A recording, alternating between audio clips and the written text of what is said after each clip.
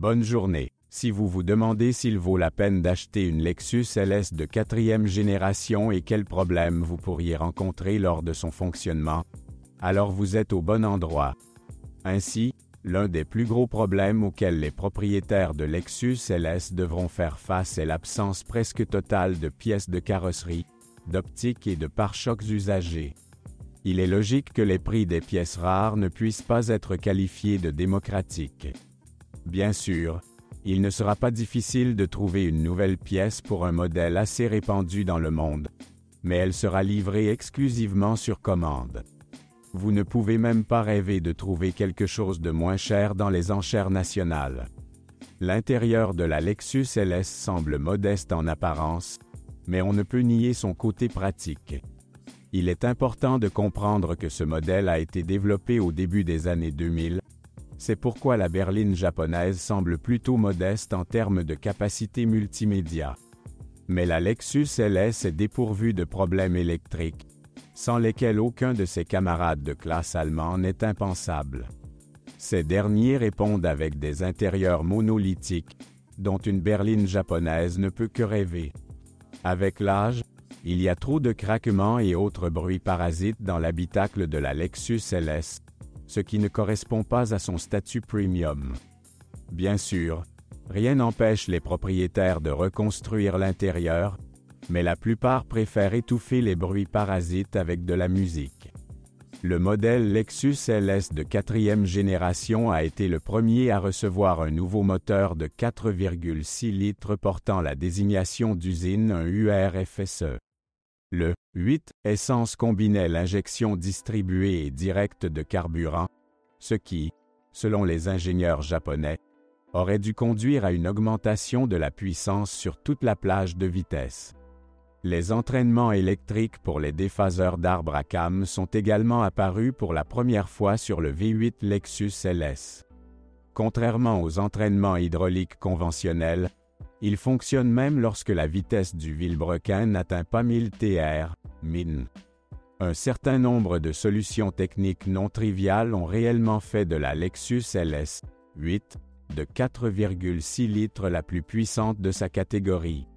Si le moteur de 4,8 litres de la BMW 750i développait à l'époque 376 chevaux, alors le groupe motopropulseur de la berline japonaise avec un volume plus petit produisait 380 chevaux. L'avantage par rapport au moteur Mercedes-Benz Classe S de 4,6 litres était encore plus impressionnant. De plus, n'importe qui pouvait acheter une version hybride de la Lexus LS 600H. Sous le capot se trouve un moteur 2 URFSE d'un volume de 5,0 litres. Structurellement, il diffère du moteur de 4,6 litres par les autres pistons, bielle, vilebrequin et carté moteur. De plus, les ingénieurs ont dû modifier les supports moteurs pour réduire les vibrations. Sinon, les deux mêmes buses, pour injection directe et distribuée. Les deux moteurs Lexus LS sont très fiables, à condition qu'ils restent propres. Le filtre à air, le corps de papillon et les bougies d'allumage doivent être maintenus en parfait état. Le papillon des gaz ne peut être correctement nettoyé qu'après l'avoir retiré. Sinon, il ne sera pas possible d'éliminer tous les dépôts de carbone. Un problème assez courant est la panne des bobines d'allumage individuelles. Il n'est pas nécessaire d'acheter une bobine entière, puisque des embouts séparés sont disponibles à la vente. Le moteur de 5,0 litres fonctionne selon le cycle Atkinson, dans lequel les soupapes d'admission se ferment un peu plus tard que d'habitude. L'étirement de la chaîne de distribution est essentiel pour un tel moteur. Des phases légèrement mal alignées entraîneront un fonctionnement inégal du moteur. Surveiller l'état du tendeur de chaîne hydraulique ne sera certainement pas superflu. Sinon, il n'y a aucune plainte concernant les moteurs Lexus LS. Avec un entretien rapide, ils vous raviront par une durée de vie et une fiabilité fantastique.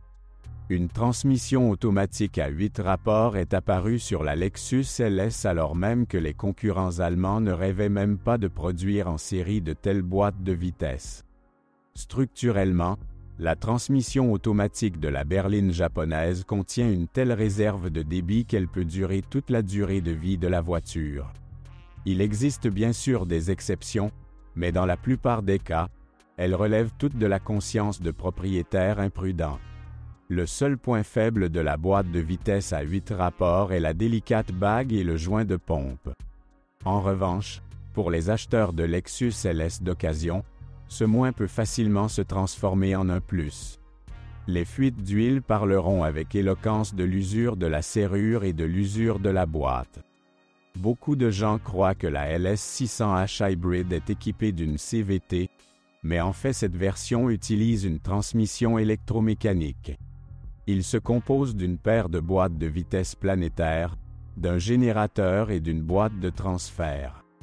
Le propriétaire doit au minimum inspecter la boîte pour déceler les fuites et changer le liquide de transmission spécial conformément à la réglementation. Avant d'acheter une berline hybride, vous devez également vérifier tout aussi attentivement l'état de la batterie nickel-hydrure métallique. Cependant, il ne faut pas non plus avoir trop peur de l'hybride. Lexus elle-même estime la durée de vie de la batterie à 160 000 km, mais dans la pratique, il a été prouvé à plusieurs reprises que la batterie peut supporter presque 2 fois plus de kilométrage. L'essentiel est d'éviter les décharges profondes. Si la voiture est rarement utilisée, cela vaut la peine de la démarrer pendant au moins 30 à 40 minutes chaque semaine. Par temps froid, avant d'éteindre la voiture, vous devez la laisser tourner au ralenti pendant au moins 15 à 20 minutes. Le système de transmission intégrale AWD de la Lexus LS ne pose aucun problème. Cela fonctionne toujours parfaitement, même sur les copies publiées en 2006. Quant à la suspension, les ingénieurs de Lexus ont utilisé une conception à double triangulation à l'avant et multibras à l'arrière. La suspension est généralement considérée comme solide, mais les blocs silencieux des bras de commande de la suspension avant auraient pu mieux servir. Certains propriétaires parviennent à les tuer en seulement 30 000 km. Dans le même temps, pour les propriétaires prudents, la même pièce peut durer entre 80 000 et 90 000 km. Malheureusement, les blocs silencieux ne peuvent pas être achetés séparément. Bien sûr, il y a désormais suffisamment d'artisans impliqués dans la restauration des leviers, mais ces réparations dureront, au mieux, entre 20 000 et 25 000 km. La suspension pneumatique de la Lexus LS n'est pas inférieure à la suspension à ressort en termes de fiabilité. Les vérins pneumatiques ne devront être remplacés qu'après une course de 200 à 250 000 km. Le compresseur parcourt également les mêmes 200 000 km. Sa santé ne peut être que compromise par une situation où il doit continuellement gonfler des airbags qui fuient. Les capteurs de position du corps se sont avérés les moins fiables. Ils tombent généralement en panne après environ 150 000 km. La direction de la Lexus LS est techniquement très complexe. Une boîte de vitesse est intégrée à l'arbre de direction, ce qui permet de modifier le rapport de démultiplication en temps réel. Si dans un parking, le volant ne fait que 2,5 tours de butée en butée, alors avec l'augmentation de la vitesse, le nombre de tours passe à 3,5. Le kilométrage auquel la boîte de vitesse ondulée tombe en panne est individuel pour chaque cas. Vous pouvez également trouver une boîte de vitesse restaurée, mais vous ne pouvez que deviner sa durée de vie. Un autre point faible est l'usure accrue de l'une des bagues de crémaillère de direction du côté droit de la voiture. Il n'est pas surprenant que le mécanisme puisse commencer à cogner avec très peu de kilométrage. Heureusement, au lieu d'une bague usée, vous pouvez en usiner ou en sélectionner une nouvelle. Cela prendra beaucoup de temps, mais vous pourrez également économiser beaucoup. Il n'y a aucune plainte directement concernant le système de freinage électro-hydraulique de la berline japonaise. Les propriétaires se plaignent plutôt du fait qu'en raison du fonctionnement de ce système, les plaquettes et les disques de frein s'usent trop rapidement. Ces derniers sont chers. Dans la version hybride, où le générateur électrique est également responsable du freinage, les disques et plaquettes durent sensiblement plus longtemps. La Lexus LS de 4e génération ne déçoit pas. Elle s'est avérée vraiment fiable, ce qui est particulièrement visible par rapport aux berlines des trois grands Allemands.